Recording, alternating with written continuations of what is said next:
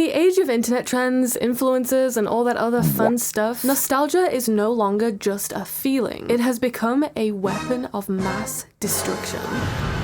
Was that dramatic enough for today's intro? Yeah, I think so. We all know what nostalgia means, right? When we look back on the past and think, wow, wasn't that great? Even if things weren't actually so great, nostalgia has a funny way of making us feel like everything was great. And sometimes nostalgia for a specific era can become so intense that it becomes a widespread trend. And that is exactly what is currently happening right now in 2026. I am here today to inform you that we are experiencing a massive 10-year nostalgia time loop, and people are going crazy for 2016. Okay, so why is this happening and why 2016? POV, you were a teen in 2016, hashtag throwback, hashtag nostalgia talk, hashtag nostalgia. So I was 16/17 in 2016. And yeah, this is exactly what 2016 looked like. The 2016 nostalgia is kind of funny to me because 2016 genuinely feels like it was about 3 weeks ago. But a lot has changed since then. 2016 was pre-COVID, it was pre-TikTok. Everything was different, from the trends to people's buying habits to the makeup and even the social media platforms that we used. All the Gen Z in the comments saying it was a great time, why did y'all ruin it? Personally, 2016 was the beginning of the end. Color died, social media became too present. It was the little push that sent us down into the pits of the 2020s. This person said, I'm actually so upset. I was 13 in 2016,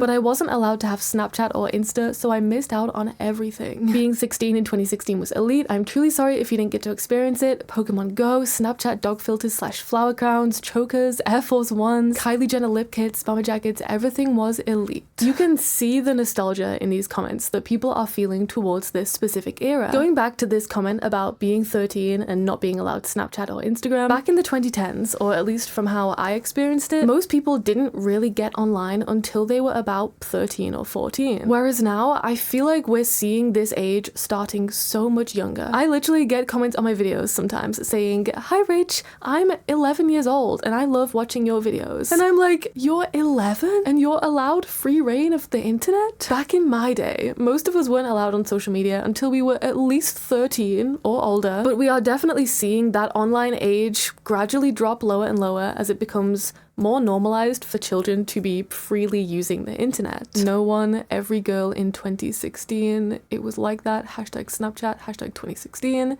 Guys in 2016, yeah, we were all about the Snapchat filters. And I feel like filters are so normalized on social media now, but this was how it started. Look at all these pictures in the comments. Like, we were so obsessed with these filters. It was insane. I genuinely think for most of us that there is a good period of our lives, like around 2016, where probably every single photo we have of ourselves has one of these filters on it. I know for a fact, if you go into my Snapchat memories, there is a whole period of about a year where every photo of myself has either the dog filter on or the flower crown filter, some sort of weird animal filter. It was like we were just, yeah, we were mad for it. Snapchat and Instagram were the main social media platforms in 2016. Prior to that, I want to say Facebook was the place to be. But Facebook kind of died off by 2013 in terms of being really popular with younger people. And Snapchat and Instagram kind of filled that digital void for us. Vine was also super popular around 2014 and 2015. And then Twitter was also just kind of there. My point is that all of this was before vertical short form content really took off. There was no TikTok, there was no YouTube Shorts, no Instagram Reels. We were all still using social media, sure, but I think there were a lot less people addicted to like the endless scrolling. To be honest, I don't remember life without TikTok.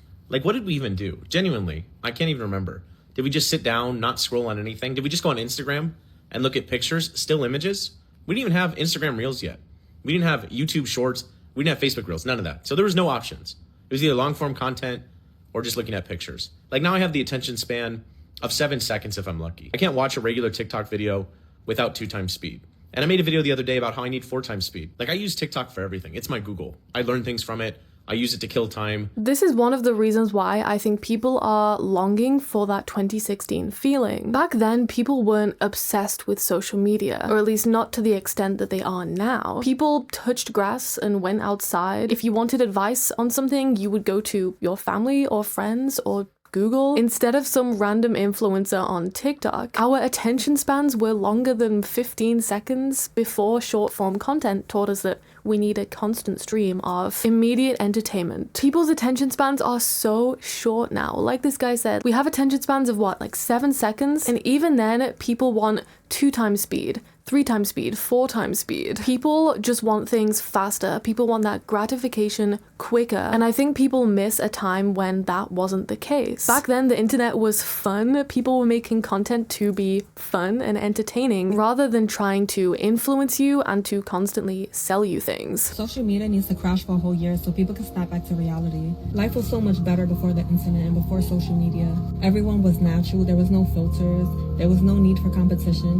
People don't connect the way we used to anymore. Everything's so digital. I miss the days when we used to play outside before the internet. We used to ride our bikes, play jump rope. I feel like this 2016 nostalgia that we're seeing fits into that perfect slot where it wasn't completely before the internet and social media, because most young people are too reliant on social media and the internet to truly long for an era where it didn't exist. But I think people miss back when the internet was different and more simple. It really does suck that the only people posting online these days are like companies or people trying to make money, because I miss so dearly when like everyone from my high school would post like once a quarter, at least once a holiday. Like I miss seeing everyone's Thanksgiving outfits. I miss seeing people's like what they got for Christmas. I miss seeing an Instagram story every time someone went to the beach. Like, can we bring that back? It's been sitting sad with me that no one posts all the time anymore and that the only people who do post want your money. You can't see the caption because it got cropped off for some reason, but it says, "Never thought I'd be nostalgic for 2016 Instagram." And the comment is saying, "Nobody likes anything on Instagram anymore. I was never close to going viral, but I still used to get around 50 likes on a little vacation pic. Now my hiking photos rarely break 10. Somebody says, "I miss the social part of social media. Everything has gotten so strict and serious." As somebody who only posts genuine, real content and has no interest in ever making money from it, there is no space for us anymore. We had ugly filters applied, but we were still free." We need to talk about this 2016 trend. Let's talk about why this is a trend. People to remember like a simpler time, or a time where social media was less performative, less algorithm based, and more authentic. People are craving like that memory of like pre-pandemic, or social media in some ways felt simpler for people. The rise of AI has also impacted this trend where people are like wanting to look back at life before AI and AI content. So yeah, I think whether people realize it or not, a lot of this 2016 nostalgia comes from missing the social part of social media and the fun part of social media. And this is coming from somebody who loves social media, despite its flaws. Social media has always been a huge part of my life and my career. And now as a YouTuber who makes social media content about social media, it quite literally is my life. But social media sucks compared to how it used to be. It is all about advertising and influencing and money making now. And I think people put up with that for a few years, especially during and after COVID when everything was kind of weird. But now I think people are really getting sick of it. Whether you like it or not, social media is a big part of a lot of people's lives for various different reasons. So to watch it slowly go downhill is a real shame for those of us who use it regularly. Just me in 2016, 9 years ago, doing full beat makeup in my old bedroom at mom and dad's, sat in front of my 5 Seconds of Summer poster and loving life with my oval makeup brush, bring back big smoky eyes, glitter and thick brows, and miss you 2016. POV, you had me added on Snapchat in 2016. Makeup and the general like popular aesthetic was so different in 2016. It was the era of Kylie Jenner and her lip kits, super bold eyeshadow and dark eyebrows, and doing these big like bold extravagant makeup looks was like the thing to do. This was me literally at 7 a.m. every day getting ready for college. Tell me, who did I think I was? Ah yes, 2016, the days where some girls wore full-on like wedding day makeup to 10th grade math class. It was the complete opposite of the clean girl aesthetic that we have currently. I remember literally being like 16 years old in 2016, going out to watch the guys in my friend group play football. I was literally leaving the house for like an hour to go and sit on the edge of a high school football field after a day at college. And I was out here doing a full-on sparkly eyeshadow look. Hang on, I swear I have a picture of it somewhere. Let me find it. Like, look at this. I sucked at eyeshadow, but like this is how we were leaving the house for anything. The full-on eyeshadow, the sparkles, the glitter. But the thing is, it was fun and it was creative. People were experimenting with makeup and trying new things. Being bold was cool, and I think people miss that. Actual footage of me for my public Snap story getting ready for school doing a 2016 makeup cut crease. Look at this eyeshadow, you guys. We were going crazy back then with this, and this was the dream. Like, everybody, or at least like most people, wanted to be able to do this. Like, we were buying the big makeup palettes. This is what we were trying to learn how to do in our spare time. This was the clean girl of 2016. POV actual footage of me in 2016 getting ready for school. The eyebrows, oh my goodness, we were doing like such big bold eyebrows. The white concealer cut crease, oh my goodness. We all must have looked genuinely so cakey back then. The fake lashes as well, before clean girl ruined the whole vibe. In recent years, the clean girl aesthetic has taken over. Being nonchalant and natural is the in thing now. We've kind of gone a full circle from 2016. I don't really know much about the clean girl aesthetic. It kind of became popular after I left TikTok and stopped trying to keep up with the current popular thing. But from what I've seen, it's very like minimalistic, natural makeup. Everything is very kind of like plain, basic, beige and white, super skin tight workout gear, Pilates princess vibes, the slicked back ponytails, Blank Street matcha. And I think the clean girl aesthetic is also quite rooted in this idea of having like a healthy lifestyle, working out, having like healthy glowing clear skin, having healthy shiny hair, all that kind of stuff. But I've seen a lot of discussions around the clean girl aesthetic and the clean girl mentality that are very interesting. The clean girl aesthetic does perpetuate racism, ableism, and classism, and I think it's important to talk about that. The clean girl look isn't racist. Anyone can do a clean girl look. Scrolling through the hashtag on TikTok, you'll notice a lot of thin, white, young, cisgender women who have a lot of money for fancy face creams.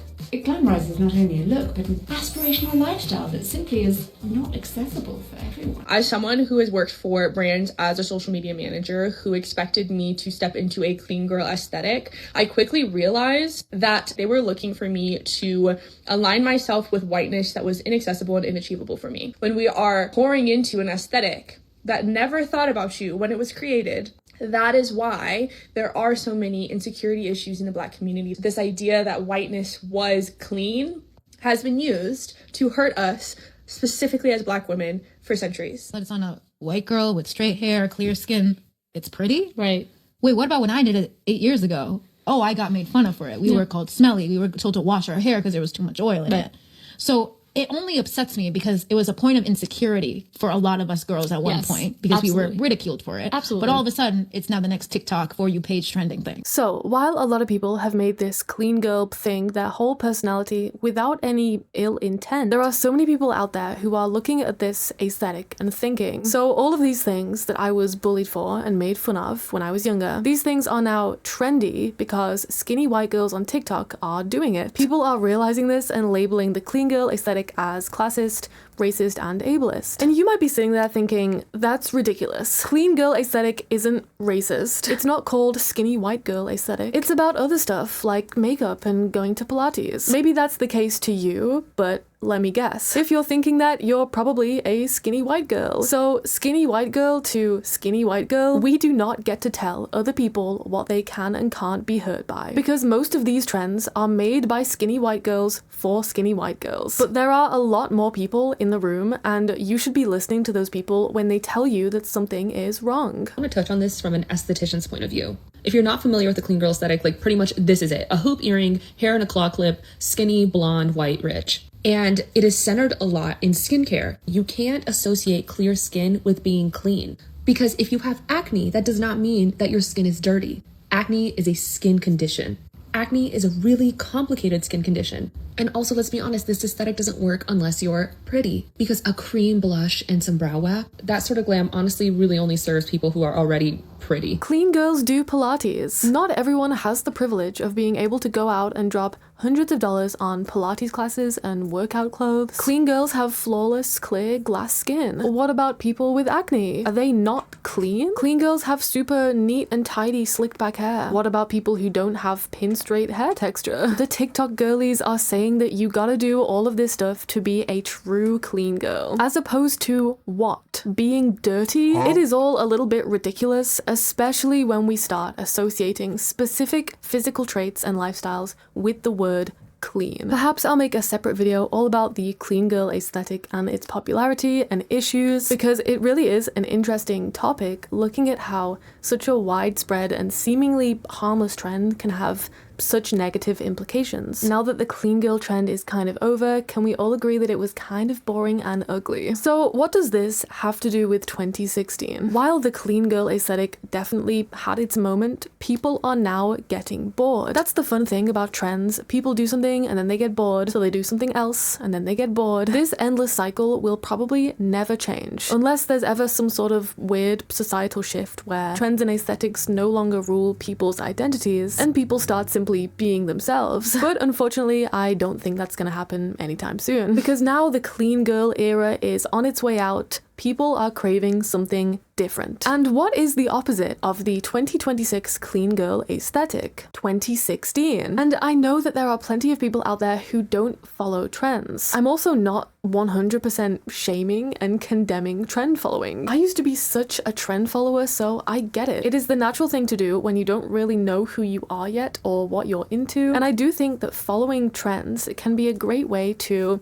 discover things that you like and dislike. But I just wish there wasn't so much consumerism and micro-trend waste involved with the endless trend chasing. But we'll come back to that later. Okay, so why the sudden obsession with 2016? Sure, it was 10 years ago, and 10 is a nice round number, but why not the year that was 20 years ago? Why not 2006? 2006 was super different to the whole clean girl thing. Why not 30 years ago? We could be going crazy over the late 90s vibes right now. In fact, the theory of the nostalgia circle says that usually these nostalgia trends happen in phases of 20 to 30 years. 2016 was only 10 years ago. Like I said earlier, 2016 to me feels like it was really recent, because it kind of was really recent. And I think it's because it's not really the year that's important, it's the nostalgia. For most younger people on the internet, as in under 30-year-olds, we can't be nostalgic for an era that we didn't live through or don't really remember. For example, the 80s, 90s, or even the early 2000s. We can appreciate the vibes and the trends of the past, but we didn't live through that. So the only era that most of us young people online can be nostalgic for is the mid-2010s. We hear our parents and our family talk about like the 70s and the 80s, sure. That's what most of us know as nostalgia, but that's kind of like secondhand nostalgia from the people who were actually there. For us younger people, we are just now becoming old enough to experience actual nostalgia for ourselves. Even a lot of us like older younger people aren't old enough to be nostalgic for, say, 2006. I'm 26, so I was 6 in 2006, and I barely remember it. But 2016, most of us were between the ages of 10 to 20 in that era, so we were old enough to actually remember it. Take me back to when life felt like this.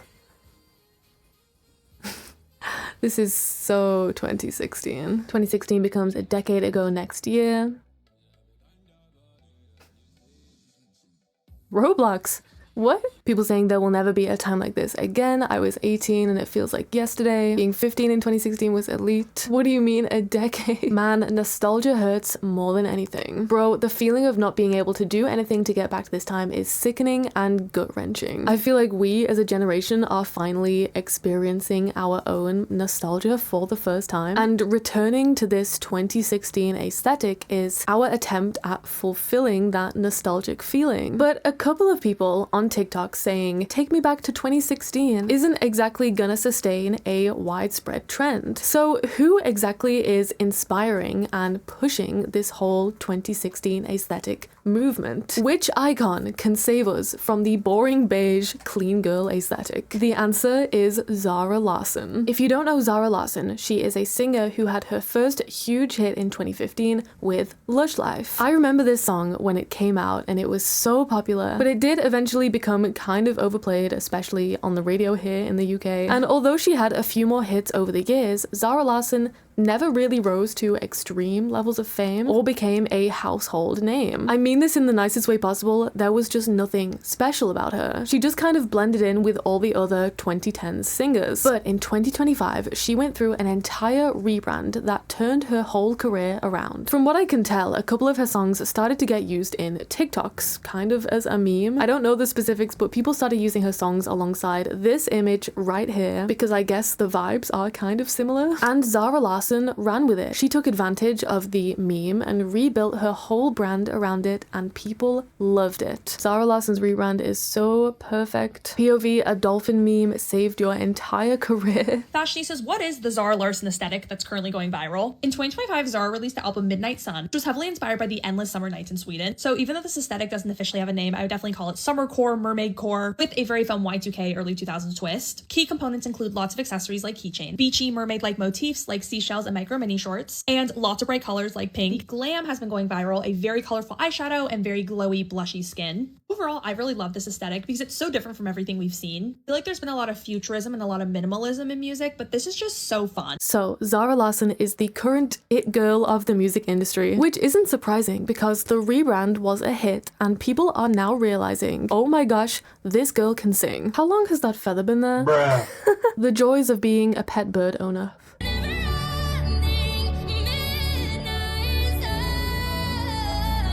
And people are obsessing over this style. The bright colors, the summery tropical themes, the bold sparkly makeup. People are calling it Y2K tropical. And this perfectly lines up with two things. Number one, the 2016 nostalgia. The people on TikTok starting those conversations saying, 2016 was a decade ago. I miss 2016. 2026 is the new 2016. That sentiment alone isn't enough to start or maintain a trend. But if you add in a newly re-emerged pop icon like Zara Larsson in there, we might be getting somewhere. And then if you mix that in with the death of the clean girl aesthetic, these three things combined are the perfect storm for a full 2016 revival. A general feeling of nostalgia for 10 years ago from young people on the internet, for some of whom this is their first real taste of nostalgia, a popular celebrity doing something fun and different which then becomes mainstream, and the current clean girl trend becoming boring and tired. And as we all know, as one trend goes out, another trend must take its place. The makeup artist that officially ended the clean girl era,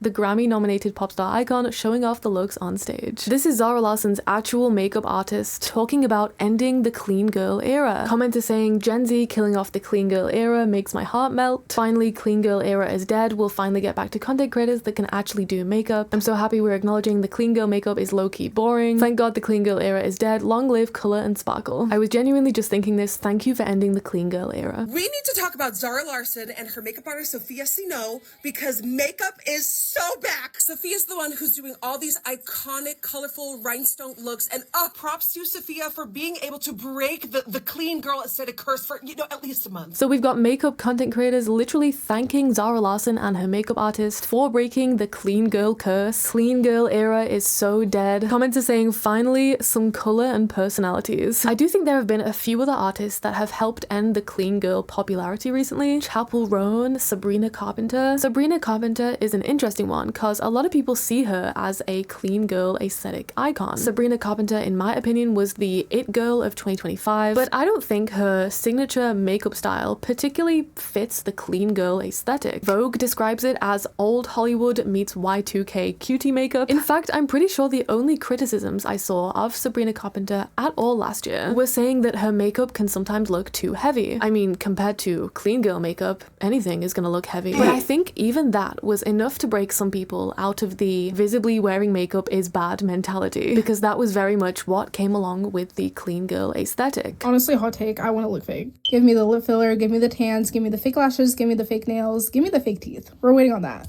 Give me some extensions, give me some fake, give me just some fake everything. Like plastic Barbie.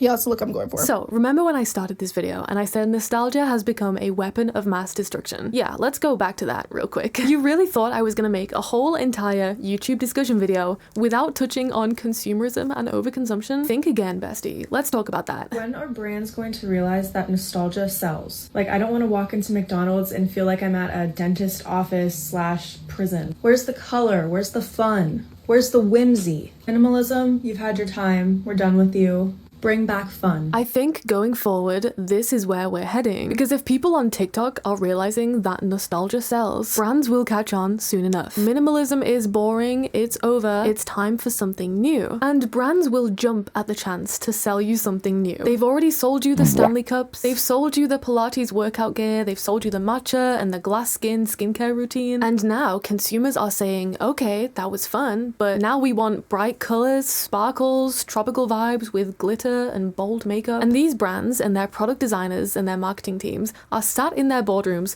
rubbing their little hands together because a new trend and a new aesthetic means more sales, more consumerism. And people are about to switch up their whole vibe and their whole wardrobe and their whole makeup and skincare routine just to follow this new trend. Huge Zara Larsson summer inspired style bundle haul. My Zara Larsson summer haul at Ross. Got the sequins, the flower print, the bright clothes, Zara Larsson inspired t-shirt at Primark, got a Zara Larsson inspired clothing haul. So by the sounds of it, this brand is specifically sending out like these PR packages with the Zara Larsson theme. Oh yeah, there it is. Zara Larsson inspired earrings. Like I said before, trends are a good way to explore new things, new styles, even new hobbies and interests, and that's great. A lot of the things that I ended up being really into, I discovered through trends and copying people I saw online. But it becomes an issue when people turn this into crazy consumerism and when people buy into microtrends. So microtrends are really short-term, fleeting trends that gain popularity really quickly and then lose that popularity just as fast. For example, Labubus, these gained popularity out of nowhere, suddenly everyone was buying them, and then a few weeks later the hype just disappeared and people were no longer interested. This is a problem because it causes people to buy things because of a trend and then quickly lose interest in those items, and they get thrown out or sent to the nearest charity shop. It's like speed running consumerism, basically. Fashion trends that have been dumped in landfill in 2025 based on data. Bag charms are down nearly 40% in Google searches. That's a trend decline rather than a trend extinction. But Labubus in the UK, I can't even. They have a 90% drop in just 12 months. Hate to think about all the Labubus screaming inland. Premium is down by 60% in Google searches. In just 6 months, the trend has been dumped, and it is all over secondhand sites. Hate to think about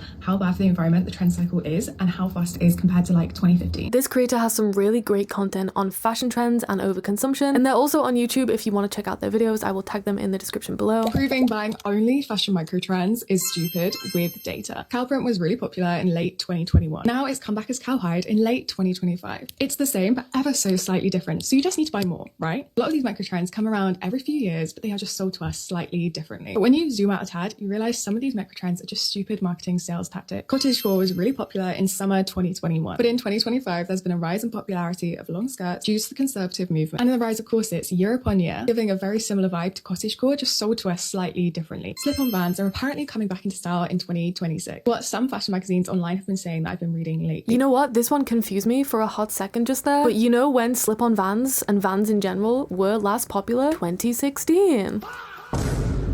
I'm telling you guys, it's happening. It's a 2016 revival. It's on its way. Microtrends are always coming back again and again. It's best for the environment and for your wardrobe to buy pieces that you actually love. I do think microtrends are great to be inspired by rather than informed by. Making a new trend and a new aesthetic your whole entire life and personality every few months is so bad for the environment because of these microtrends. I feel like it got really dark in here. Hold on, let me open the curtains. Bruh. Okay, never mind. We'll just stay like this. So, you get the idea. Trends come and go, but when people buy into things without their whole heart being in it, those items easily end up being forgotten about and going in the trash when they want to replace it with the next trending thing. And as soon as more brands start catching on that this 2016 nostalgia sells, I think we're going to see a huge influx of brands trying to sell this aesthetic to us, especially this summer when people start doing their summer vacation shopping hauls, making summer wardrobe content and vacation outfit inspo. Brands don't even have to try that hard to come up with new ideas anymore. They can just resell us ideas that they used to sell in the mid 2010s, and they can just call it nostalgia core. It is too easy for them, and I think people are going to be all over it this summer. So let me know what you think about all of this in the comments. Will the 2016 aesthetic be the big thing this summer, or will it be a short-lived microtrend? Are we still too deep in clean girl aesthetic territory to break free of it yet? I guess the main message of this video is whenever you see a new trend or aesthetic online that you like the look of, remember to stay mindful of the issues with buying into microtrends and think about whether you'll actually want and use the new items that you buy after the trending moment is over, because it will pass. All trends do. So will you still be interested when it does? Thank you guys so much for watching today's video. Subscribe to my channel if you enjoyed this video. I post a new short every single day and a new long form video every Saturday. Check out my previous videos on other crazy internet trends. Don't forget to hype this video if you're on mobile, and I will see you next week.